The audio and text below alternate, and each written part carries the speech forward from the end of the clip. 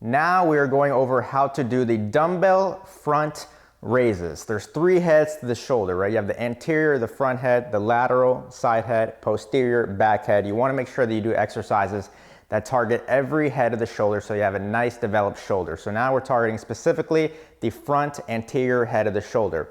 A few tips to make sure that you're performing this exercise effectively.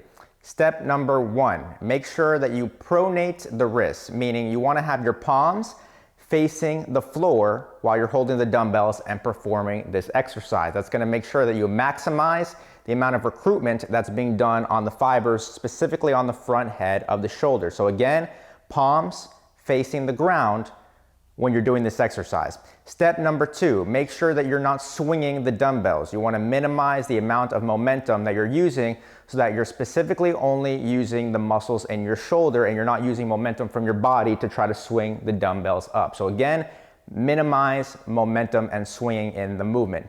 Last and not least, step number 3, make sure that you're bringing the dumbbells up to shoulder height so that the dumbbells are parallel to the ground, right? I personally go a little higher than parallel just to make sure that I'm getting maximum contraction on that front head of the shoulder. But rule of thumb, make sure that you're at least coming up to where the dumbbell is parallel with the ground. Those are the 3 steps to make sure that you're doing the dumbbell front raise effectively.